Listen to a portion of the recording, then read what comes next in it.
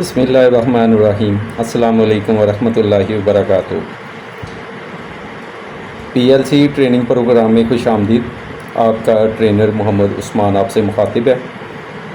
इस पहले लेक्चर में हम सिर्फ़ तारफ़ करेंगे कि हम अपने इस प्रोग्राम में कौन कौन सी चीज़ों के बारे में सीखेंगे।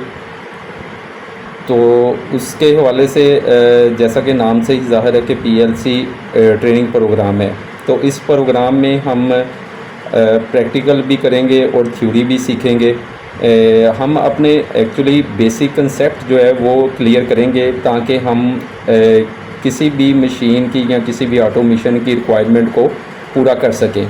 तो उसके लिए हमारा अगर बेसिक कंसेप्ट क्लियर होगा तो हम अपनी मर्ज़ी से या जो मशीन की रिक्वायरमेंट है, बेसिकली तौर पे अपनी मर्ज़ी कहने का मतलब ये है कि जैसा मशीन की रिक्वायरमेंट है उसको हम अपने हिसाब से अपनी मर्ज़ी से डिज़ाइन कर सकेंगे। तो इस प्रोग्राम में हम कौन कौन सी चीज़ों के बारे में सीखेंगे, उसमें बेसिकली तौर पे तो हम पीएलसी की प्रोग्रामिंग ही करना चाहेंगे क्योंकि हमारा प्रोग्राम ही पीएलसी की ट्रेनिंग है। तो पीएलसी की प्रोग्रामिंग के हवाले से इसमें कौन कौन से सिग्नल्स इस्तेमाल होते हैं। किसी भी कंपनी की कोई भी पीएलसी हो तो उसमें जो मेजर सिग्नल्स इस्तेमाल किए जाते हैं कंट्रोल्स के हवाले से, वो दो टाइप के सिग्नल्स होते हैं, डिजिटल सिग्नल और एनालॉग सिग्नल। इसी तरह डिजिटल सिग्नल्स का इस्तेमाल दो तरह से होता है, एक इनपुट सिग्नल होते हैं और एक आउटपुट सिग्नल होते हैं। सेम इसी तरह ही हमारा एनालॉग सिग्नल जो है वो भी इनपुट के तौर पर भी इस्तेमाल किया जाता है, आउटपुट के तौर पर भी इस्तेमाल किया जाता है। तो पीएलसी की आउटपुट जो है वो रिले हम ऑपरेट करवाते हैं। तो हम सबसे पहले तो जो कंपोनेंट इसमें इस्तेमाल किए जाते हैं, नेक्स्ट वीडियो में हम उनके बारे में सीखेंगे कि नॉर्मली ओपन क्या चीज़ होती है, नॉर्मली क्लोज क्या होता है, टाइमर्स क्या होता है, उसके अलावा काउंटर सर्किट्स क्या होते हैं। तो पीएलसी में हम टाइमर्स का भी यूज़ करेंगे कि किसी पीएलसी के अंदर टाइमर्स को कैसे इम्प्लीमेंट किया जाता है, उसके लिए सर्किट कैसे डिज़ाइन किया जाता है, पीएलसी के अंदर उसकी प्रोग्रामिंग कैसे की जाती है। इसके अलावा काउंटर सर्किट्स कैसे डिज़ाइन किए जाते हैं, उनका इस्तेमाल कैसे किया जाता है, ऑन ऑफ स्विच कैसे इस्तेमाल किए जाते हैं। इसके अलावा हम इसके पीएलसी में कोई भी प्रोग्राम जब हम बनाते हैं तो उसको एग्जीक्यूट कैसे किया जाता है, पीएलसी से प्रोग्राम को डाउनलोड कैसे करते हैं, उसमें प्रोग्राम अपलोड कैसे किया जाता है। इसके अलावा हम एचएमआई की डिज़ाइनिंग के बारे में सीखेंगे कि एचएमआई को डिज़ाइन कैसे किया जाता है और एचएमआई को पीएलसी के साथ कॉन्फ़िगर कैसे करते हैं।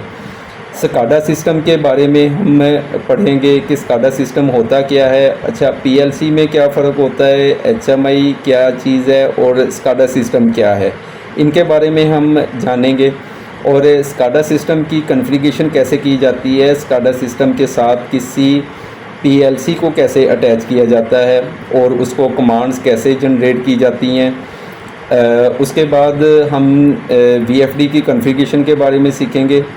और लास्ट पे जो हमारा इसका लेक्चर होगा उसमें हम सीखेंगे कि किसी भी वीएफडी को लाइव मॉनिटर करने के लिए हम स्काडा के साथ उसको कॉन्फ़िगर कैसे करते हैं, लाइक कि हमारी वीएफडी कितने आरपीएम पे चल रही है, मोटर कितने आरपीएम पे चल रही है, उसकी फ्रीक्वेंसी क्या है, उसके वोल्टेज क्या है, उसका करंट क्या है, इनपुट वोल्टेज क्या है, आउटपुट वोल्टेज क्या है, कि ये वाली जो चीज़ें जो हमारे सिस्टम की रिक्वायरमेंट हो उनका डाटा हम स्काडा के ऊपर कैसे लेके आ सकते हैं।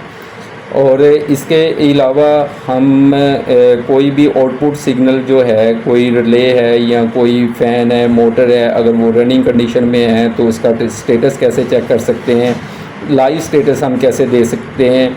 यानी कि हमारा कंट्रोल रूम मशीन से अलहदा बना हुआ है, तो हम कंट्रोल रूम में ही बैठ के अपने पीएलसी की मदद से अपनी मशीन को जो ऑपरेट करवा रहे हैं उसका डाटा हम कलेक्ट करेंगे और उसका जो फीडबैक सिग्नल्स आ रहे हैं उनके बारे में हम स्काडा के ऊपर डाटा रिसीव करेंगे।